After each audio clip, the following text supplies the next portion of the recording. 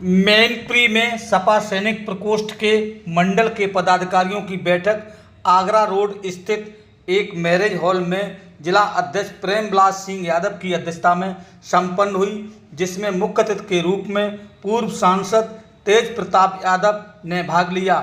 वहीं विशिष्ट अतिथि के रूप में सैनिक प्रकोष्ठ के प्रदेश अध्यक्ष शरद शरण यादव मौजूद रहे, जिसमें उपचुनाव में करहल विधानसभा को हर हाल में भारी मतों से विजय श्री दिलाने का संकल्प लिया गया है। यहां पर पहुंचे मुख्य अतिथि विशिष्ट अतिथियों का माल्यार्पण कर, शॉल उड़ाकर, चांदी का मुकुट पहनाकर जोशीला स्वागत किया गया है। आप इन तस्वीरों में देख सकते हैं मुख्य अतिथि तेज प्रताप यादव का फूल मालाओं से लाद कर यहाँ जोशीला स्वागत किया गया है। आप इन तस्वीरों में देख सकते हैं यहाँ पर पूर्व सांसद तेज प्रताप यादव को चांदी का मुकुट पहनाकर जिला अध्यक्ष सैनिक प्रकोष्ठ प्रेमविलास सिंह यादव जाकेश सिंह ने यहाँ सम्मान किया है। यहाँ पर प्रदेश अध्यक्ष को चांदी का मुकुट पहनाकर प्रेमविलास सिंह जाकेश सिंह ने यहाँ पर इनका जोशीला सम्मान किया है, जिससे अतिथि गदगद देखे गए। सभी अतिथियों ने अपने संबोधन में करहल विधानसभा को हर हाल में भारी मतों से विजयी दिलाए जाने का संकल्प लिया है। घर घर जाकर वोट मांगने की बात कही है। सैनिक प्रकोष्ठ के पदाधिकारी बड़ी संख्या में यहाँ पर मौजूद रहे हैं। सभी ने करहल विधानसभा उपचुनाव को हर हाल में बड़े मतों से जीतने के लिए संकल्प लिया है। आप इन तस्वीरों में देख सकते हैं बड़ी संख्या में यहाँ प्रकोष्ठ के पदाधिकारी मौजूद हैं। यहाँ पर क्या कुछ बताया है पूर्व सांसद तेज प्रताप यादव और शरद शरण यादव ने, आइए ये भी जानें इस पूरी खबर के जरिए। जिला अध्यक्ष प्रेमविलास सिंह को यहाँ पर माल्यार्पण करके स्वागत किया गया है। हमारे YouTube चैनल मैनपुरी 84 न्यूज को सब्सक्राइब करें, लाइक करें, वीडियो पर कमेंट करें। मैनपुरी से चंद्रपाल साकी की रिपोर्ट। आइए क्या कुछ बताया है अतिथियों ने, ये भी सुने इस पूरी खबर के जरिए। और जो लोकसभा चुनाव अभी 2024 में जो हुआ, तो मेरी नज़र में जो एक सबसे बड़ी जो उपलब्धि आपकी हम सबकी रही कि इस चुनाव से पहले जब भी आप और हम वोट मांगने जाते थे, गांव में लोगों के बीच में बैठते थे, चर्चा होती थी, पंचायतों में बैठते थे, तो सभी लोगों का एक ही कहना होता था कि वोट कितना भी दे लेकिन भाजपा को आप हरा नहीं पा रहे या भाजपा हार नहीं रही। लोगों के मन में डर सा बैठ गया था कि कितना भी वोट आप लेके आए लेकिन भाजपा हारने वाली पार्टी नहीं। उस डर को ऐसा आपने निकाला इस चुनाव में कि पूरे देश में लोगों को अब ये यकीन हो गया है कि मन से अगर कोई काम किया जाए, मन से चुनाव लड़ा जाए तो भाजपा को भी अच्छी खासे वोटों से आप लोग हम लोग मिलकर हरा सकते। तमाम सारे साथी और दिल्ली में ऐसे लोग जो 10 सालों से बोल नहीं पा रहे थे और छुप के बैठते थे, डर के बैठते थे, इस चुनाव में उनकी भी जो जुबान है वो वापस आ गई और वो लोग भी अब कुछ थोड़ा बहुत बोलना शुरू हो गए। 10 सालों में इस देश को कहां से कहां पहुंचाया और सेना का जितना नुकसान इन 10 सालों में हुआ वो किसी छुपा हुआ नहीं है। उसके बारे में ज़्यादा नहीं कहूँगा, आपने बहुत विस्तार में कर्नल साहब ने बताया। और एक पत्रकार साथी जब पूछ रहे थे सवाल मुझसे कि भाजपा के नेता बयान दे रहे हैं कि संविधान जो है खतरे में नहीं है, ये झूठी बातें बना रहे हैं विपक्ष के लोग, तो मैंने कहा कि संविधान भी खतरे में है, आरक्षण भी खतरे में और देश की सीमाएं भी इनकी सरकार में खतरे में है। क्योंकि फौजी और फौज के लोग जो सीमा पर सुरक्षा कर रहे हैं उनके कोई भी न तो सुविधा है, न कोई सुविधा है, न कोई उनको। और जब चीन ने गलवान वैली में हमला किया तो कई दिनों तक, कई महीनों तक सरकार ने मानने से भी इनकार किया कि वहाँ कोई घटना घटित हुई। जब कहीं से रिपोर्ट ली, कोई जब अखबारों में छपी, तब जाके सरकार ने माना कि हमारे सैनिक वहाँ शहीद हुए। तो इस तरह की सरकार जो लोग चला रहे हैं, धर्म के नाम पर आपसी व्यवस्था को बढ़ावा देते हुए कोई ना कोई ऐसा मुद्दा लेके आते हैं चुनाव से पहले जिसके आधार पर लोग अभी तक चुनाव जीतते रहे। लेकिन अब काफ़ी लोगों में इनकी जानकारी हुई, इनकी सच्चाई को मालूम पड़ा और जैसा कि कर्नल साहब ने कहा, ये चुनाव 10 सीटों का है, ये 2027 के चुनाव का सेमीफाइनल है। और भाजपा की जो स्थिति है इन विधानसभाओं में कि अभी तक चुनाव घोषणा करने की हिम्मत भारतीय जनता पार्टी नहीं कर पाई। करहल में 2 बार डिप्टी सीएम और 1 बार मुख्यमंत्री कार्यक्रम कर चुके। हालत यह है कि पूरा प्रशासन लग रहा है, उसके बाद भी 500 आदमी पब्लिक का उनके कार्यक्रम में इकट्ठा नहीं हुआ। 6 महीने पहले, 8 महीने पहले जिन योजनाओं के सर्टिफिकेट लोगों को दिए गए थे, उनको बुला बुला के सर्टिफिकेट वापस दिए गए और दोबारा मुख्यमंत्री जी के हाथ से वो सर्टिफिकेट बंटवाए जा रहे हैं। तो ये सरकार पूरी तरह से विफल हो चुकी है। जहाँ तक उपचुनाव का मामला है, समाजवादी पार्टी और उसके सहयोगी दल बहुत मजबूती के साथ चुनाव लड़ रहे हैं और 10 में से कम 7 और 8 सीटों में समाजवादी पार्टी चुनाव जीत के आएगी। लोगों में जो उत्साह है और जो उम्मीदें हैं माननीय राष्ट्रीय अध्यक्ष जी से, समाजवादी पार्टी से, उस उम्मीदों पर भी समाजवादी पार्टी पूरी तरह से खरा उतर के आएगी। जो भी अभी तक इन्होंने काम किए,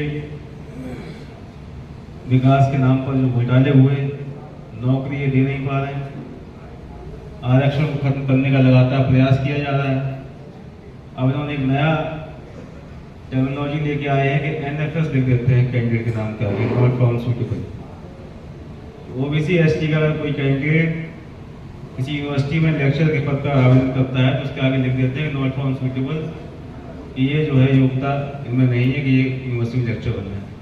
और उन सीटों पर बाकी और लोगों की भर्ती करने का काम भी सरकार कर रही है। इसलिए मैं आप सभी लोगों से मेरा अनुरोध है, यहाँ के हमारे जिले के तमाम साथी वरिष्ठ लोग यहाँ मौजूद हैं, कि इस चुनाव के माध्यम से हम लोग ऐसा जवाब भाजपा को देंगे, क्योंकि समाजवादी पार्टी का गढ़ हमेशा से करहल रहा, मैनपुरी रहा। जीत का जो अंतर है उसको बड़ा करने का प्रयास सभी साथियों को चल रहा है, सभी कार्यकर्ता लगे हुए, नेता लोग लगे हुए हैं। तो इस चुनाव में इतनी बड़ी जीत हम लोग करें पार्टी की कि दोबारा से कभी करहल और मैनपुरी की तरह के लोग आंख उठा के ना देखें और यहाँ से संदेश हो जाएगा 2027 तक और वही हवा बन के रहेगी और 2027 में पुनः समाजवादी पार्टी अपनी सरकार बनाएगी। तो आइए उस सभी साथियों का, क्योंकि बहुत देर से आप लोग बैठे हुए हैं, तो बहुत आपका आभार करता हूँ, वंदन करता हूँ कर्नल साहब और पूरी टीम का कि आप समय समय पर हम लोगों के बीच में आपका उत्साहवर्धन करते रहते हैं। आपका मैं बहुत बहुत स्वागत करता हूँ। जय हिंद, जय स्वामी। बीच में माननीय सांसद जी हैं, वरिष्ठ नेताओं का जब समागम और सानिध्य मिलता है फौजियों में, तो हम सब स्वाभाविक रूप से बहुत ज़्यादा ऊर्जावान और प्रफुल्लित महसूस करते हैं। हम अपनी संगठन की क्षमताओं पे, योजनाओं पे, रणनीति पे लगातार बात करते रहते हैं। हमने आज भी इसके विषय में खूब विस्तार से चर्चा भी की है। हमारी उपयोगिता क्या है, हमारी शक्ति क्या है, पार्टी को हम किस तरह से मदद कर सकते हैं, पीड़ित समाज के लिए हम किस तरह से संघर्ष करके आगे जीवंत कर सकते हैं, वो हम सब जानते हैं। लेकिन मुख्य मुद्दों को एक बार मैं पुनः रेखांकित करना चाहूँगा और बहुत मार्मिक तौर पे और स्पष्ट तौर पे करना चाहूँगा। साथियों, आप सब जानते हैं, लेकिन मैं फिर दोहराना चाहता हूँ ताकि माननीय सांसद जी के माध्यम से क्षेत्र में एक बात ये मर्म जरूर पहुंचे। देश का दुर्भाग्य देखिए कि 7 और 6 दशक के बावजूद देश को ऐसा कोई रक्षा मंत्री या प्रधानमंत्री नहीं बना, और जो सेना का प्रमुख होते हैं हमारे महामहिम राष्ट्रपति, कोई राष्ट्रपति तक इस देश को ऐसा नहीं मिला जिसने ये सोचा हो कि हमारे भूखमरी और गरीबी से मरते देश में कम से कम जो लाल देश की सरहद पे शहीद हो, कम से कम वो अपने उसकी जो आखिरी यात्रा हो वो उसकी देहरी और दरवाजे से हो, और जिसको छुट्टी के बाद बड़े डरते और घबराते मन से जो माता पिता पत्नी और बच्चे विदा करते हैं ड्यूटी के लिए कि पता नहीं वापस आएगा कि नहीं आएगा, उसको ये भरोसा मिले कि बेटा वापस जरूर आएगा, जीवित आएगा या शहीद आएगा, ये बात अलग है। आखिर ये क्यों हुआ कि देश में किसी जमीन से जुड़े नेता को यहां से दिल्ली तक की दशकों की लंबी यात्रा करके जाना पड़ा। और जब वो रक्षा मंत्री बने तो उन्होंने सबसे पहले जो सबसे बड़ा डिसीजन लिया वो ये लिया कि ये देश हो सकता है भूखमरी का हो, ये हो सकता है देश गरीबी का हो, लेकिन जो सरहद पे बेटा मरेगा, चाहे वो ट्रक में जाए, हवाई जहाज में जाए, पानी के जहाज से जाए, जिस साधन से जाए, जितने खर्चे से जाए, लेकिन अपने माता पिता, अपने बाल बच्चे, परिवार और अपनी देहरी पे जाएगा। ये बहुत मार्मिक विषय है और कम से कम मैं समझता हूं कि देश पे इसका कोई बहुत बड़ा आर्थिक बोझ नहीं होने वाला है। तो ये कहीं ना कहीं हमारे पीढ़ी के समाज को ये स्पष्ट संदेश है कि अपने ही अपने होते हैं, अपनों का दर्द अपने ही जानते हैं और जिन्होंने भोगा होता है सिर्फ वही जानते हैं। तो जो खेत में किसान काम करता है और जो अपने बाल बच्चों के लिए दुआ करता है कि कल को ये जवान होगा, बलिष्ठ होगा, तो खेत में जो हम दिन रात पसीना बहाते हैं, हाड़ गलाते हैं, उसमें मदद करने के लिए एक बेटा तैयार होगा। और जब वो बेटा खेत में मदद करने के लिए तैयार होता है तो वो देश की मदद करने के लिए सरहद पे भेज देता है, शायद इस उम्मीद में कि कम से कम इस गांव में, परिवार में, चारों तरफ समाज में मेरा सहयोग नहीं करेगा तो मेरा और मेरे परिवार का कम से कम नाम रोशन करेगा। और कल को अगर देश पे मर गया तो हमारे नाते रिश्तेदारों और आसपास के इलाकों में लिख के चला जाएगा कि इस परिवार ने अपना बेटा देश को दे दिया। इस मर्म के बदले में देश ने क्या दिया? देश ने हर बार, हर चुनाव में हमसे वोट लिया और हमारे ऊपर बड़े बड़े सामंती परिवारों के लोग जो कम से कम पीढ़ियों से, अंग्रेजों के दौर से और मुगलिया सल्तनत के दौर से जो जमींदार थे, उन्हीं को ले जाकर के लोकसभा और राज्यसभा में बिठा दिया। आप कल्पना कीजिए कि ये 7-8 दशक से जो पीडीए का परिवार दिन रात अनवरत सिर्फ 3 बार की रोटी के लिए संघर्ष कर रहा था, वो पीडीए समाज अपने बच्चे को सरहद पर भेज रहा था। और जिनके घर भरे हुए थे वो अपने बच्चों को दिल्ली, मुंबई, कलकत्ता, बेंगलोर ऐसे शहरों में बड़े बड़ी कंपनियां और बड़े बड़े एसी चैम्बर्स में बिठा रहे थे। तो जो समाज गांव में त्याग कर रहा है वो अपने बच्चों को सरहद पर भेज के कितना बड़ा त्याग कर रहा है, इस सम्मान को वही समझ सकता है जब उन परिवारों के नेता दिल्ली पहुंचते हैं। और ये देश में तब्दीली पिछले 2 या 3 दशकों से तब हुई जब समाजवाद के नेताओं ने दिल्ली में जड़ जुटानी और लगानी शुरू की। और उस आंदोलन के हिस्से ने सिर्फ इतना ही नहीं दिया, आप सोचिए इसके आगे क्या क्या दिया। उत्तर प्रदेश अपने आप में एक अनोखा उदाहरण है जहां नेताजी ने कल्याण निगम लखनऊ में स्थापित किया और उन्होंने बोला है कि पूर्व सैनिक 60 साल की उम्र में नहीं आता है, 35 साल और 40 साल की उम्र में आता है, जब बाल बच्चे बड़े हो रहे होते हैं, शायद लड़के का रोजगार नहीं होता है और घर में बिटिया ब्याहने के लिए बैठी हुई होती है, शायद मकान भी पक्का नहीं होता है, तो उसे रोजगार की और रोटी की व्यवस्था की जरूरत है। तो कल्याण निगम के लिए आपकी जानकारी के लिए बता दूं, सरकारी गजट में ये नियमावली थी कि किसी भी तरीके की आउटसोर्सिंग, किसी भी तरह की ड्यूटी होगी तो प्राथमिकता में पूर्व सैनिक दिए जाएंगे। और ये प्राथमिकता शब्द बहुत छोटा है लेकिन इसका मतलब निकालिए तो इतना बृहद है, मैं छोटे से सार में समझाने की कोशिश करता हूं। एक आदमी आपको कोई बिस्किट का पैकेट 10 रुपए का दे रहा है, एक 12 रुपए का दे रहा है, एक 14 रुपए का दे रहा है, तो स्वाभाविक है जो 10 रुपए का देगा वहीं से लेंगे आप। लेकिन प्राथमिकता शब्द का मतलब था कि जहां कहीं पे भी पूर्व सैनिक को सरकारी सेवा और ड्यूटी दी जा सकती है तो वहां पर सरकार सिर्फ और सिर्फ पूर्व सैनिक को ही तैनात करे। इसका मतलब नेताजी ने बहुत प्यार से और बहुत आहिस्ता से ये व्यवस्था कर दी कि पूर्व सैनिक अब 60 साल की उम्र तक तनख्वाह लेगा। अब आगे देखिए कितना अच्छा प्रतिमान है। इस पूरी धरा पे, भारतवर्ष पे सबको गर्व है, हमको है, आपको है, हम सब इसके नागरिक हैं। लेकिन इसी धरा पे, इसी भारतवर्ष में किसी ने देश के स्तर पे, किसी बड़े नेता ने अपने बेटे को, अकेले बच्चे को किसी सैनिक स्कूल, मिलिट्री स्कूल या RIMC में दिन रात रगड़ा पॉलिश करने के लिए नहीं भेजा। कोई पढ़ता है देहरादून के बोर्डिंग स्कूल्स में, कोई पढ़ा मसूरी के बोर्डिंग स्कूल्स में, कोई पढ़ा पालमपुर के स्कूल्स में। लेकिन नेताजी ने अपने बेटे को उस व्यवस्था में जीवन जीने भेजा है जो फौजी जीता है। सवेरे 4 बजे सीटी लगेगी, 6 बजे पीटी होगी और दिन भर क्या होता है वो आप जाते, कहने की जरूरत नहीं, और 10 बजे लाइट्स आउट होगा। जिस बेटे ने 8 साल उस वर्दी को पहना है तो स्वाभाविक है किसान का बेटा 8 साल जब वर्दी का जीवन जी के आया है तो वो जानता है कि फौज का मर्म क्या है। नतीजा देखिए, वो उन्होंने महसूस किया है कि एक फौजी जो गांव से निकला है, 4 पैसे जुटे हैं, जिला मुख्यालय पे या देश की प्रदेश की राजधानी में जाकर के एक छोटा सा मकान बना के अपने बच्चों को पढ़ाना लिखाना चाहता है ताकि परिवार जीवन में आगे बढ़ सके, तो उसे 1000, 1200 या 800 स्क्वायर फीट का प्लॉट खरीदना होता है। तो उन्होंने 20 लाख तक की प्लॉट की कीमत पर स्टैंप ड्यूटी माफ की। किसी पार्टी ने क्यों नहीं सोची उत्तर प्रदेश में या देश में ऐसी कोई सुविधा? इसके बाद आप देखिए, बहुत छोटी सी बात है, लेकिन इसी सैफई में सैफई महोत्सव होता था तो 12% एक्साइज ड्यूटी छोड़ करके आप मोटरसाइकिल से लेकर के ट्रैक्टर तक खरीदो। लोग साल भर पूरे उत्तर प्रदेश में इंतजार करते थे और सैफई से गांव का किसान ट्रैक्टर लेके और जीप लेके जाता था। किसी प्रदेश ने क्यों नहीं सोचा? लेकिन गोदी मीडिया ने पूरे देश को बताया कि सैफई महोत्सव में नाच होता था। नाच जो हमारा संस्कार जिसको नृत्य बोलता है उसने उन्हें नाच बनाया। उनको स्टेज के शो दिखे, लेकिन जो किसान 12% बचा के 50-80 हजार रुपए बचा के ट्रैक्टर ले जाता था उसको मीडिया पे जगह नहीं मिली।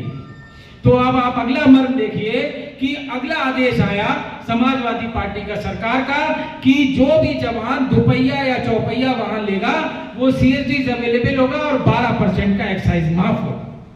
कहने का सिर्फ तात्पर्य है अपने ही अपने होते हैं। अब दूसरी बात, जो पीड़ित समाज इतना त्याग करता है कि अपना बच्चा तक देश में दे देता है। आज जब चारों तरफ जागृति है, सोशल मीडिया है, गांव-गांव, घर-घर अनपढ़ और अशिक्षित आदमी भी समझ पा रहा है कि पीड़ित के समाज का पीढ़ी दर पीढ़ी अनवरत कितना शोषण हुआ है और शहरों में कितने सुविधा भोगी समाज करोड़ों और अरबों में खेल रहे हैं और हमारी बिटिया की ब्याह के लिए हम कपड़े और बर्तन के लिए 2 साल से पैसा जोड़ रहे हैं। तब उनको ये महसूस हुआ कि जितना हम शोषण समझ रहे थे कहीं उससे अधिक। लेकिन अब आप दूसरी बात ये सोचिए कि ये पीड़ित समाज के नौजवान बच्चे जो जम्मू कश्मीर से लेकर के नागालैंड, मणिपुर, पंजाब, राजस्थान होते हुए चेन्नई और केरला तक नौकरी करते हैं, हर समाज और हर संस्कार को जानते हैं। उन्होंने ये देखा होगा कि नागालैंड और मणिपुर में कोई गांव का एक कोने की 4 क्यारी में खेती करने वाला किसान अपनी एप्लीकेशन लेकर के डीएम के ऑफिस में डायरेक्ट घुसता है और डीएम साहब जब बोलते हैं कि 2 मिनट रुकिए मैं एक कागज पढ़ रहा हूं, तो वो बोलता है कि आप तो दिन भर कागज पढ़ते हो, मेरे को खेत में जाना है, पहले मेरा कागज साइन करो तब मैं जाऊं।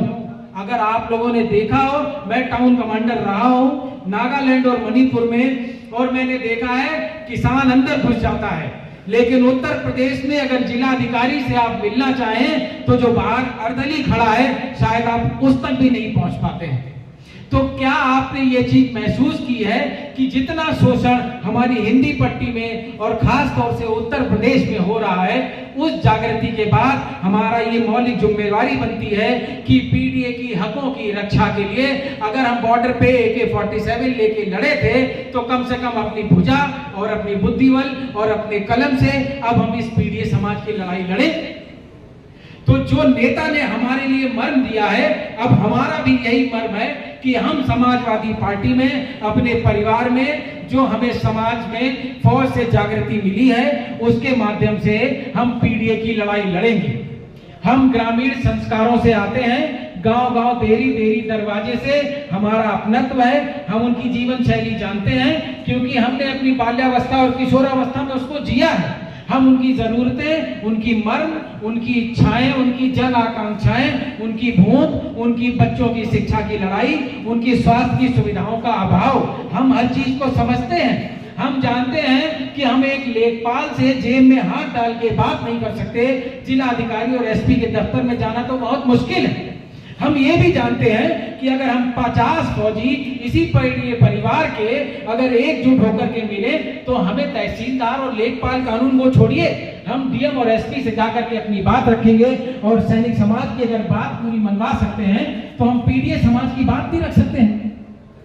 तो ये जो मार्मिक जुड़ाव है हमारे नेता का, नेतृत्व का, वरिष्ठ नेताओं का और हमारे आपका सैनिक प्रकोष्ठ के बीच में सैनिक होने का और पीडीए के बच्चे होने का जो मौलिक दायित्व है, इसका जोड़ ही पीडीए के गठजोड़ को बिल्कुल एक जोड़ बनाएगा। और मुझे ऐसा व्यक्तिगत तौर पर लगता है इसमें जो योगदान हम पीडीए के परिवार के वो बच्चे जो सरहद से अभी अभी आए हैं, हमसे बेहतर कोई नहीं कर सकता। ये मोटी मोटी जो मुद्दे के बाद अब हम असल मुद्दे पे आते हैं कि आज हमने आगरा मंडल का जो यहाँ पर समीक्षा के तौर पे जुटान किया है उसका मकसद क्या है। थोड़ी देर पहले ही मैंने आपसे कहा था कि 2024 का इलेक्शन अगर यहाँ के भाजपाई तंत्र के लिए हाई स्कूल का इम्तिहान था तो उनका कंपार्टमेंट आया है और ये कंपार्टमेंट का एग्जाम अभी 10 विधानसभाओं में होने वाला है और इस कंपार्टमेंट में अगर आप निपटा देंगे तो 2027 के लिए जो इंटर का फॉर्म भरना है भारतीय जनता पार्टी को फॉर्म भी नहीं मिलेगा। हमने ये तय किया है कि हम इन 10 विधानसभाओं के लिए जिलों की बांट करेंगे और जिलों की टीमों की डेट वाइज ड्यूटी लगाएंगे। और मैनपुरी के पिछले 3 चुनाव का जो हमारा अनुभव है, हम और आप जानते हैं कि करहल विधानसभा के 400-450 गांव क्या हैं। एक एक गांव में इतनी बार जा चुके होंगे कि लोग मुर्गे की कलगी भूल जाएंगे लेकिन सैनिक प्रकोष्ठ की टोपी नहीं भूल पाएंगे। जिस तरीके से गांव गांव जाकर के प्रचार करना है, प्रचार करने के बाद स्थिति ये ले आनी है जो हम सुबह बात कर चुके हैं कि कोई खेत की मेड़ पे, कोई ट्यूबवेल पे, कोई किसी की चौपाल पे, कोई छप्पर पे भारतीय जनता पार्टी की कोई भी पार्टी किसी गांव में प्रचार के लिए जाएगी, वहां पे 4-6 फौजी या टोपी लगाए बैठे किसी चौपाल में गप्पे मारने मिल जाएंगे। आप भी जानते हैं जहां भी सैनिक प्रकोष्ठ के 4-6 टोपी लिए फौजी खड़े हो जाते हैं, आपने खुद पिछले चुनाव में देखा होगा भारतीय जनता पार्टी के चुनाव प्रचार का काफिला आता है, गाड़ियां घुमा के गांव के बाहर से ही निकल जाते हैं कि यहाँ फौजी घूम रहे हैं, बाद में कल आएंगे। जो मौलिक अधिकार हमारे हैं और जो जनता हमें सम्मान देती है और भारतीय जनता पार्टी के जैसा दिल टूटता है, मैं एक बात इसमें आखिरी और जोड़ के समाप्त करना चाहूंगा। करहल की तरफ, इटावा की तरफ, सैफई की तरफ और मैनपुरी की तरफ 75 जिले नहीं देखते हैं। अब 75 जिले नहीं देखते हैं क्योंकि हमारे पार्टी के नेता इस समय देश की तीसरी सबसे बड़ी पार्टी के राष्ट्रीय नेता हैं। हमारे नेता पीडीए का नेतृत्व करते हैं और कांग्रेस से माननीय राहुल गांधी जी जब उनका हाथ पकड़ते हैं तो गरमाइश महसूस करते हैं, ताकत महसूस करते हैं, भारतीय जनता पार्टी की नफरती राजनीति से लड़ने की हिम्मत महसूस करते हैं। इसीलिए अखिलेश जी और अवधेश जी अब उनके साथ बैठते हैं, राहुल गांधी जी को बल मिलता है, आत्मबल मिलता है, लोकसभा में संघर्ष मिलता है। मैं ये बात आपको इसलिए कह रहा हूं, इस चीज से जोड़िए कि ये पीडीए और पीडीए का नेतृत्व, समाजवादी पार्टी का झंडा, समाजवादी पार्टी का साइकिल निशान और समाजवादी पार्टी का जो झंडा का गान आज की तारीख में नफरती राजनीति के लिए इस देश में सबसे बड़ा खतरा है। इसलिए आने वाले वक्त के चुनाव में करहल का उपचुनाव एक विधानसभा चुनाव है, लेकिन पूरे देश की पार्टियां, हर राज्य की पार्टी करहल के चुनाव में क्या तब्दीलियां हो रही हैं, क्या गतिविधियां हो रही हैं, उस पर नजर रखे हुए हैं। अगर हम करहल का चुनाव ऐतिहासिक वोटों से जीतेंगे तो हम पुनः एक संदेश देंगे कि तुम जब जब मैनपुरी इटावा की तरफ उपचुनाव में ये सोच के आते हो कि हम समाजवाद को दफना देंगे, हम तुमको गंगा जी की उफनती धार में छोड़ देते हैं। पिछले मैनपुरी के चुनाव में आप जानते हैं भारतीय जनता पार्टी खुली बयान दे रही थी कि समाजवादी पार्टी को हम वहीं से समाप्त करेंगे जहां से शुरू हुई थी। तो जो करहल का विधानसभा चुनाव है, हमारे लिए हर चुनाव खास है, ये 10 विधानसभा के उपचुनाव खास है, लेकिन शुरुआत यहां से इसलिए कि करहल की आवाज आपको कन्याकुमारी और कोयम्बटूर में सुनाई देगी। ये करहल की इंपॉर्टेंस है। हम ये सब भी जानते हैं कि माननीय सांसद जी कम से कम दशक के ऊपर समय से हर सुख, हर दुख, हर आयोजन में पूरे मैनपुरी में हर जगह मिलते हैं और सर थोड़ा सा नीचे किए, हाथ जोड़ के सिर्फ और सिर्फ मुस्कुराते रहते हैं। इसके अलावा किसी भी तरीके से कभी किसी ने भ्रकुटी तनी हुई या आवाज बड़ी हुई या ऊंची नहीं सुनी। ये करहल भी जानता है, करहल का हर गांव जानता है और हर गांव में सैकड़ों बार गए भी होंगे। लेकिन मैटर करहल की जीत नहीं करती, क्योंकि करहल की हार की बात तो कोई माई का लाल नहीं कर सकता। हम बात करने आए हैं करहल के जीत के अंतर की। करहल का जीत का अंतर इतना ऐतिहासिक होना चाहिए कि रास्ते में जितने भी पेड़ पौधे मिले उखड़ के साथे गोरखपुर में इकट्ठे हो जाएं। बस यही हमारी चेतावनी है और यही हमारे अपने लिए चुनौती है। मैं आज सबका बहुत बहुत आभारी हूँ। आप सब लोग जुटे और यहाँ पे मंडल में इकट्ठा होकर सबको आपको बल दिया, और मैं खास तौर से माननीय सांसद जी का आभारी हूँ कि उनके यहाँ आने से फौजियों का बहुत मनोबल बढ़ा है और उन्हें लगा कि जब वो गांव में दोपहरी में वोट मांगते हैं तो हमारे वरिष्ठ नेताओं को हमारे श्रम का पता है और वो हमें पूरे मन के साथ अपने परिवार का बेटा समझ के सम्मान देते हैं। जय हिंद, जय समाजवाद।